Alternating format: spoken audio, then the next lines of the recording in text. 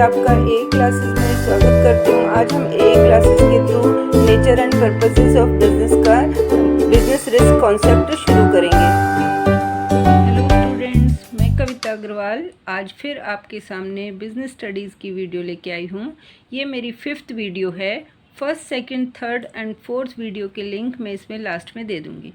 तो जब अभी तक हमने इसमें चैप्टर में जो पढ़ा है वो सारी वीडियोस हमने आपको पहले लिंक में दी हैं, आप उसको पढ़ सकते हैं। अब इसमें हम क्या पढ़ेंगे, देखिए बिजनेस रिस्क। बिजनेस रिस्क क्या होता है? बिजनेस में जब हम काम करते हैं तो उसमें कोई ना कोई हमारे पास रिस्क आ ही जाता है, रिस्क होता ही है। प्रॉफिट कहते हैं ना, नो पेन नो गेन, तो इसीलिए बिजनेस में रिस्क होते हैं। उन रिस्क को हम 2 भागों में बांट सकते हैं, स्पेकुलेटिव रिस्क और प्योर रिस्क। अब इसके बाद नेचर ऑफ बिजनेस रिस्क, यानी कि नेचर ऑफ बिजनेस रिस्क का मतलब है कि जो भी हमारे रिस्क हैं बिजनेस में वो किस किस नेचर के हो सकते हैं। पहला है नेचुरल कॉजेज़, दूसरा है ह्यूमन कॉजेज़, तीसरा है इकोनॉमिक कॉजेज़ और फोर्थ है अदर कॉजेज़। अब ये सब क्या होते हैं ये हम इस चैप्टर में आगे पढ़ेंगे। तो सबसे पहले हम देखते हैं कि बिजनेस रिस्क किसे कहते हैं। The term business risk refers to possibilities of inadequate profit or even losses due to uncertainties और अनएक्सपेक्टेड इवेंट्स। यानी कि बिजनेस रिस्क वो होता है जहाँ पर प्रॉफिट सही मात्रा में नहीं मिलता या हमें प्रॉफिट मिलने की जगह लॉस होना शुरू हो जाता है, तो हमें वो क्या कहलाता है, वो हमारा बिजनेस रिस्क के अंतर्गत आता है, जब हमें या तो प्रॉफिट नहीं होता या हमें लॉस होना शुरू हो जाता है। There always exists the possibilities of danger of incurring a loss in the process of carrying on the business activities। यानी कि जो डेंजर यानी वो खतरा, किस चीज़ का खतरा? लॉस होने का खतरा हमेशा बिजनेस एक्टिविटीज़ में बना रहता है। जैसे कि हम एक उदाहरण ले सकते हैं यहाँ पे, demand for a particular product में decline due to change in fashion. यानी कि हमारा जो हमने प्रोडक्ट सपोज़ तैयार करा और उसका फैशन चेंज हो गया तो उसकी डिमांड कम हो गई, तो लोगों का टेस्ट चेंज हो गया, तो वो हमें एक लॉस का कारण बन सकता है।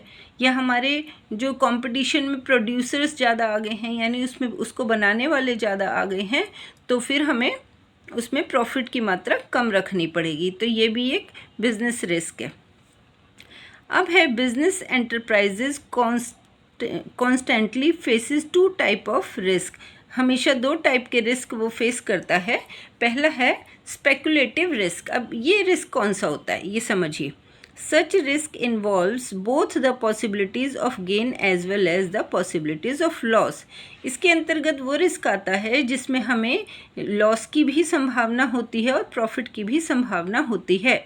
They arise due to change in market conditions like fluctuations in demand and supply, changes in prices or fashion or tastes of customer, favorable market condition lead to gains। यानी कि ये जो रिस्क होता है, अगर हमारे फेवरेबल मार्केट होगी यानी कि हमारे बिजनेस के अकॉर्डिंग मार्केट होगी तो हमें प्रॉफिट होगा, लेकिन अगर वो अनफेवरेबल होगी यानी हमारे बिजनेस के अकॉर्डिंग नहीं होगी तो हमें लॉस होगा। तो इसका मतलब है कि यहाँ पे हमें प्रॉफिट के भी चांस हैं और हमें लॉस के भी चांस हैं। अब आता है प्योर रिस्क। प्योर रिस्क क्या होता है? Such risk. अब हम पढ़ेंगे प्योर रिस्क। प्योर रिस्क क्या होता है? Such risk involves only the possibilities of loss, no loss. यानी कि इसमें सिर्फ और सिर्फ लॉस की ही संभावना होती है, प्रॉफिट की कोई भी संभावना नहीं होती। क्योंकि एग्जाम्पल के तौर पे अगर हमारे यहाँ आग लग जाती है तो हमें कोई प्रॉफिट की संभावना नहीं है, चोरी हो जाती है या वर्कर स्ट्राइक कर देते हैं, तो इसमें या तो लॉस नहीं होगा या फिर लॉस ही होगा। यानी कि इसमें प्रॉफिट भी नहीं होने सकता और प्रॉफिट बढ़ भी नहीं सकता। तो ये सिर्फ प्योर रिस्क है, इसमें प्रॉफिट के कोई चांस नहीं है। तो ये हमारे टू टाइप्स ऑफ रिस्क हो गए हैं जो हमारे बिजनेस में हैं। अब नेचर ऑफ रिस्क का नेचर हम देखो इस जियो की सहायता से, हम जब भी अपना कोई भी एग्ज़ाम देते हैं, किसी भी बिजनेस स्टडीज़ में कोई पेपर लिखते हैं, तो हमें जियो मतलब ये जो डायग्राम होता है इसको जियो बोलते हैं। इसको हम किसी भी शेप में बना सकते हैं, ये हमें ज़रूर बनाना चाहिए। इससे क्या होता है कि एग्ज़ामिनर को एक बार में पता चल जाता है कि स्टूडेंट के माइंड में क्या है और वो उसको आगे कैसे एक्सप्लेन करना चाहता है। तो नेचर ऑफ बिजनेस रिस्क में हम 4 तरह के उसके नेचर यानी उसके किस तरह का होता है बिजनेस वो पढ़ेंगे। Business risk arise due to uncertainties, मतलब कि जो बिजनेस रिस्क है वो हमें पता नहीं होता किस कारणों से आ जाता है, जैसे कि लेक ऑफ नॉलेज। अगर हमारे पास पूरी नॉलेज नहीं है व्यापार करने की तो भी हम फ्यूचर में उससे गेन कम पाएंगे या नहीं पाएंगे।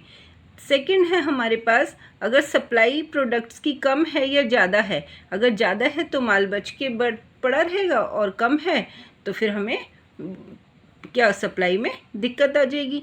या चेंज इन गवर्नमेंट पॉलिसीज़, कोई गवर्नमेंट पॉलिसीज़ में चेंज आ जाता है, कोई नेचुरल क्लेमिटीज़ आ जाती हैं जैसे बाढ़ है, सूखा है, इस तरह का कुछ हो जाता है। कोई हमारी जो टेक्नोलॉजी है, टेक्नोलॉजी में इम्प्रूवमेंट होने के कारण हमारी पुरानी चीज़ ख़त्म हो जाती है, हमें नई चीज़ को लाने में समय लगता है। तो ये सब क्या होता है, ये एक रिस्क का कारण बन जाता है। नेक्स्ट है risk in an essential part of energy business, यानी कि हम कह सकते हैं कि किसी भी बिजनेस का रिस्क एक एसेंशियल यानी ज़रूरी पार्ट है। हर बिजनेस में कुछ ना किसी में कम किसी में ज़्यादा होता ही है। Degree of risk depends on the nature and size of business, यानी कि हमारे बिजनेस में कितना प्रॉफिट होगा कितना नुकसान होगा ये उसके किस पे डिपेंड करता है कि हमारे बिज़नेस का साइज़ कैसा है। अगर हमारे बिज़नेस का साइज़ छोटा है तो रिस्क भी छोटा होने की संभावना है और बड़ा है तो बड़े की संभावना है। जैसे कि एक एंटरप्रेन्योर है, वो फैशनेबल आइटम्स में करता है, अपनी गुड्स को डील करता है, तो क्या होगा उसकी जो हमारी रिस्क की डिग्री है वो ज़्यादा होगी। वो ज़्यादा क्यों होगी, क्योंकि फ़ैशन कभी भी बदल सकता है, चेंज हो सकता है। लेकिन जो बिज़नेस नेसेसिटी गुड्स जैसे कि हमारी खाने पीने की चीज़ें हैं, बिस्किट हैं, चाय कॉफ़ी है, मैदा है, आटा दाल है, तो इन सब की चीज़ों यानी जो हमारी डेली नीड्स की चीज़ें हैं, बेसिक नीड की चीज़ें हैं, जो बिजनेसमैन उस काम को करता है उसमें रिस्क कम रहता है। जैसे हमारा इसमें रिस्क कम रहता है तो इसमें प्रॉफिट रेशो भी कम रहता है। फैशनेबल आइटम है उसमें रिस्क ज़्यादा है तो उसमें प्रॉफिट रेशो भी ज़्यादा होता है। तो ये डिपेंड करता है कि बिज़नेस का कैसा हमारा प्रकार है, कैसा हमारे उसका नेचर है। नेक्स्ट है profit is reward for risk talking, no risk no gain is the important principle which applies to all type of business, यानी कि सभी बिजनेस पे ये रूल लागू होता है कि अगर नो पेन नो गेन, जैसे मैंने बताया, अगर किसी काम को करने के लिए हम शुरुआत करते हैं तो उसमें कुछ ना कुछ प्रॉफिट का रेशो हमें रिस्क के लिए साइड में निकाल के रखना चाहिए। वो कभी भी हमें आ सकता है, वो एक्सपेक्ट हो भी सकता है और नहीं भी, तो इसलिए हमें उसकी सर्टेनिटी पता नहीं होती। अब जैसे यहाँ पे एक बहुत अच्छा से ये बना रखा है प्रॉफिट और लॉस, और इसके बीच में आपको रिस्क दिखा रखा है, यानी कि प्रॉफिट भी हो सकता है, लॉस भी हो सकता है, लेकिन ये तो हमें झेलना ही पड़ेगा। ये हमें प्रोडक्ट के, ये हमारे बिजनेस के अंदर ही होता है, जिसको झेलने के लिए हमें इसकी तैयारी करनी पड़ती है। अब हम आते हैं कॉजेज़ ऑफ बिजनेस रिस्क, यानी बिजनेस रिस्क के क्या क्या कारण हो सकते हैं। पहला है natural causes. Natural causes are beyond the control of human beings, तो ये ह्यूमन बींग्स के कंट्रोल में नहीं होते हैं कि भाई ये कैसे, जैसे अर्थक्वेक आ गया है, ठीक है, भूकंप आ गया है, लाइट गिर गई है, बहुत तेज़ बारिश आ रही है, या अब जैसे हमारे कोविड है, ठीक है, कोविड-19 है, तो इसमें हमें पता नहीं था ये बीमारी आएगी, कितने सारे बिजनेस बंद हो गए हैं, कितनी सारी चीज़ें बंद हो गई हैं, तो ये नेचुरल कॉजेज़ होते हैं। नेक्स्ट है ह्यूमन कॉजेज़। अब ह्यूमन कॉजेज़ कौन से होते हैं? ह्यूमन कॉजेज़ का मतलब होता है कि बहुत से जो हमारे काम करने वाले हैं वो डिसऑनेस्ट भी हो सकते हैं, हम अपने काम के प्रति बहुत केयरलेसनेस भी देखी जाती है। सपोज़ किसी को 8 आवर्स आपके वर्कर्स को काम करना है, लेकिन वो उतनी अपनी क्षमता से काम नहीं कर पा रहा है, तो ये भी एक हमारे बिजनेस को नुकसान देने वाला काम है।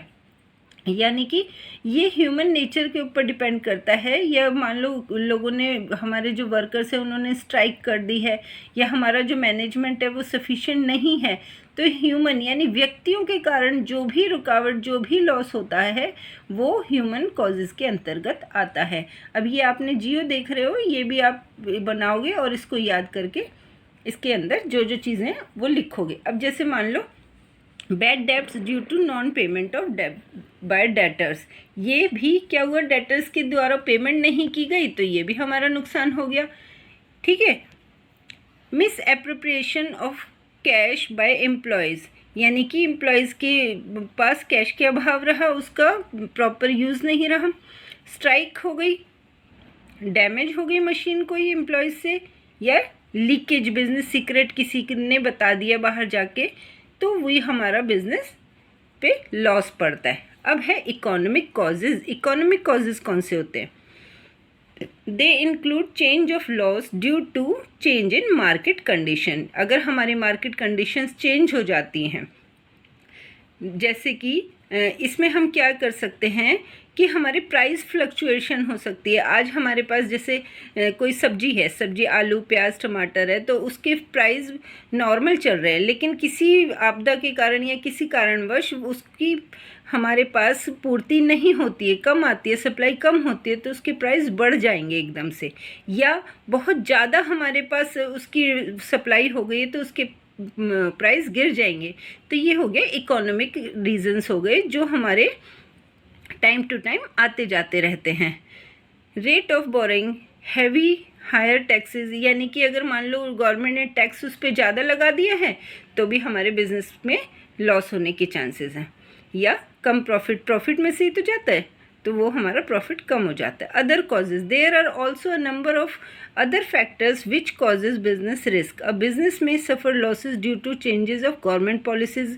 समय समय पर अगर गवर्नमेंट पॉलिसीज़ बदल जाती हैं तो भी बिजनेस में रिस्क होने की संभावना होती है।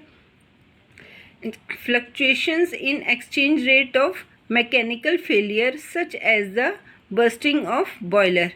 कभी कभी मशीनरी इतनी ख़राब हो जाती है, तो जैसे हमारा कोई बॉयलर है वो ब्रस्ट हो गया है, या फिर हमारे इलेक्ट्रिसिटी फेल हो गई है, यानी बहुत से कारण होते हैं बिज़नेस में।